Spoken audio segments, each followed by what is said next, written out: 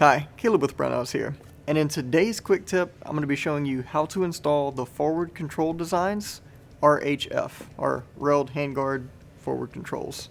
You know how they are with their acronyms. Alright, so let's go ahead and get started and just jump into the unboxing here. Alright, so this is the handguard we are going to be installing. Alright, all the actual like mounting hardware, like your barrel nut, screws, all that stuff, comes already installed on the handguard. So we will need to take all that off. And then you have this card here with a bunch of instructions all over it. They put torque values and stuff on there, which is great because when companies don't, I like to make them up. And then you have this envelope that I tore open, and I got a little excited, so I just kind of ripped it open like crazy. But this has the barrel nut wrench in it, which is pretty cool. And they even put the torque right on the barrel nut wrench for people like me that can't remember anything. Alright, so let me get the box out the way here. That stuff will hang on to our instructions. Alright, so the tools we're going to need for this. We're going to need a way to hold our upper receiver. And for this, we are using the device light. That's going to be our tool of choice here. I'll go ahead and stick that in the vise, which you will also need a vise. Alright. I have a wrench here. We're probably not going to need it though because they supplied one. But you are going to need a torque wrench or some kind of way to actually drive the provided wrench, right? Okay. And then, if you've ever seen me install any kind of handguard on any AR-15, you know that I'm always using Brownells Action Lube Plus, and this is no exception. Alright, so the parts we're going to need other than what it came with is going to be, of course, an upper receiver, which we'll go ahead and drop into our vise block. Alright, you're going to need a barrel, of course.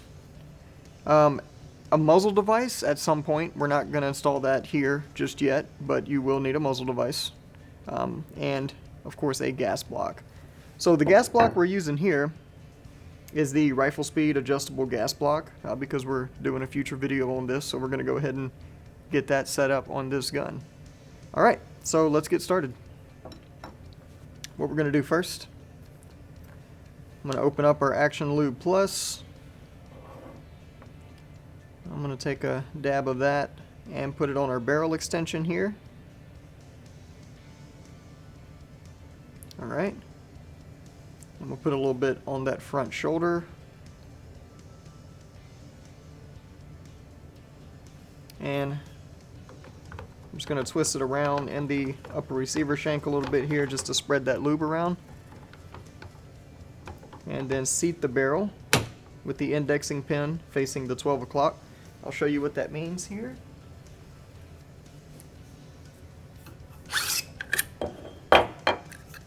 So your indexing pin is that pin on top right there. We're just going to slide that into the upper receiver slot.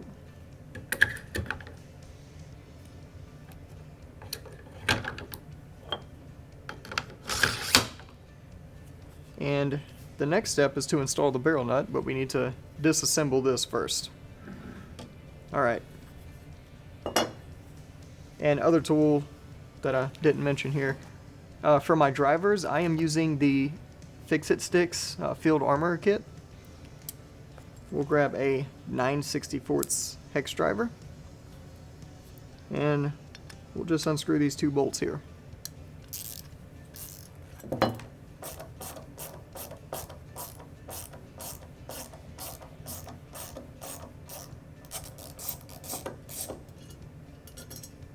Take them all the way out.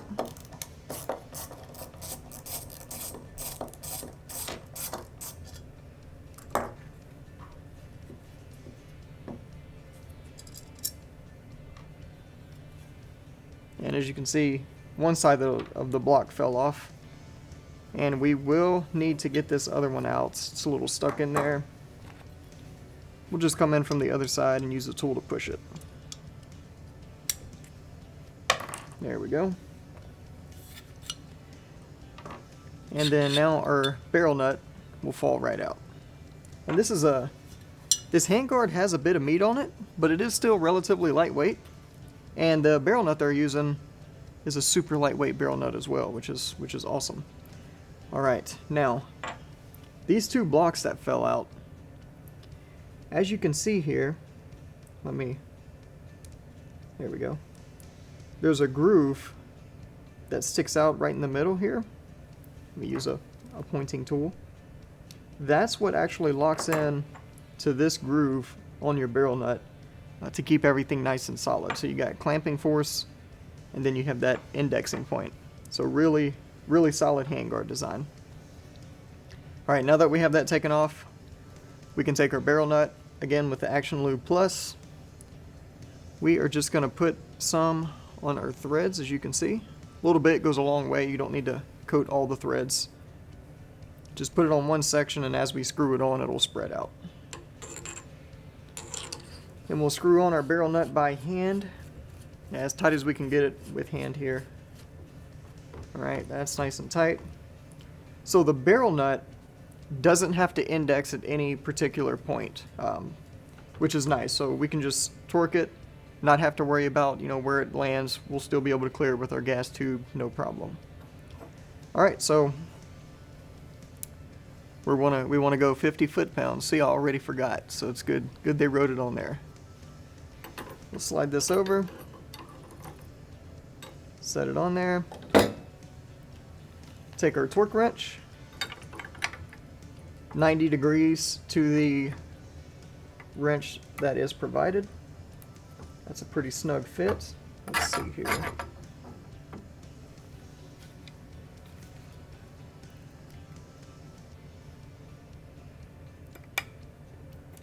All right, there we go.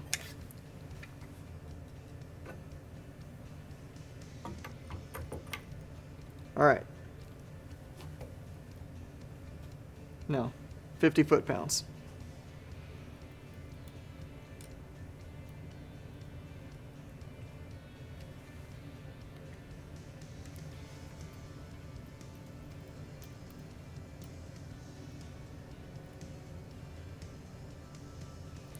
All right, there we go.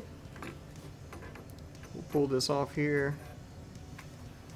We won't need that anymore. We can set that aside. All right, so now we take the actual handguard. All right, so on this particular setup here, the handguard is covering the gas block. So we'll need to install that gas block first. And whichever gas block you're using does have to be a low profile gas block. That's not really negotiable here. All right, so on this particular one, I'll show you what I'm working with here. Yours may be different, but most of them will sit somewhat close to this. I'm using a set screw type gas block, and this particular barrel isn't dimpled. Usually I would recommend always using a barrel that's dimpled, but in this case, it's no big deal because before we go shoot this, I'm actually going to pin it. So, all right.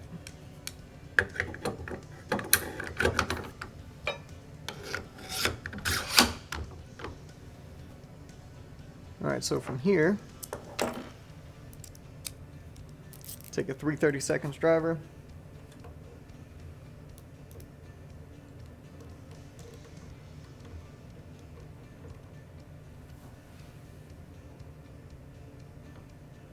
Make sure it's nice and straight.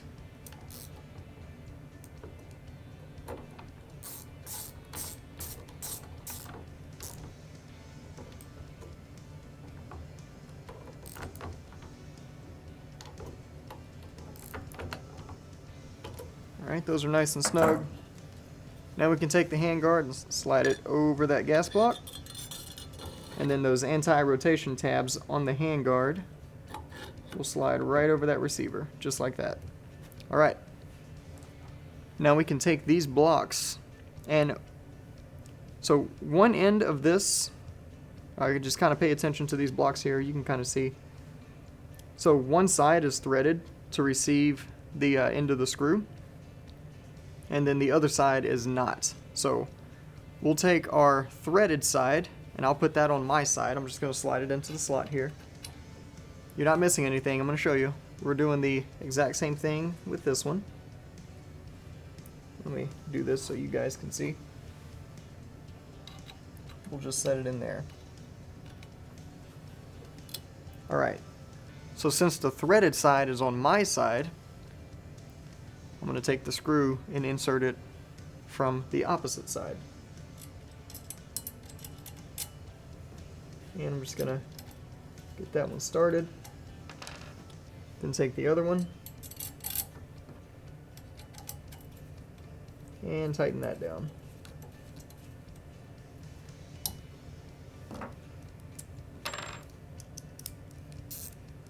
All right.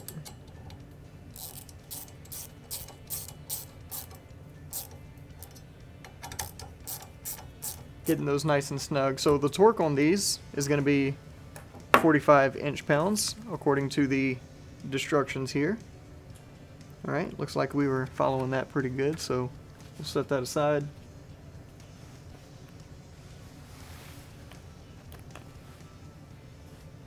All right, so in our Fix-It Sticks kit, we have some torque attachments here.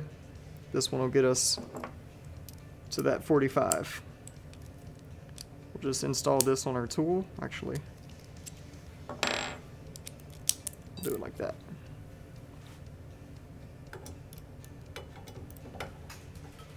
And I'm just going to go 45 inch-pounds.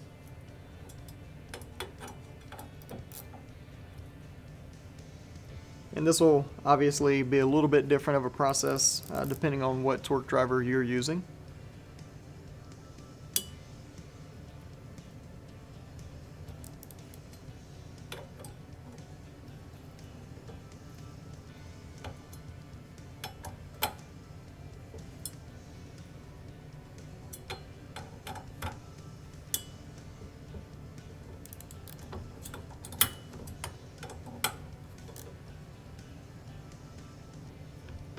Alright, and that's all there is to it. From this point, all you need to do is to install whichever muzzle device you're going to be using. Put in your bolt carrier group charging handle, put this upper on a lower, and you're good to go. So that's the installation for the forward control designed handguard. Regardless of which length you get, it's the exact same. If you have any questions or comments, you're watching this on YouTube, feel free to post them down below. If you're watching this on the website, I'll link everything I used here underneath the video. And as always, if you have any questions, feel free to give us a call on the tech line. We'll be happy to help you out. Thanks for joining us, and we'll see you next time.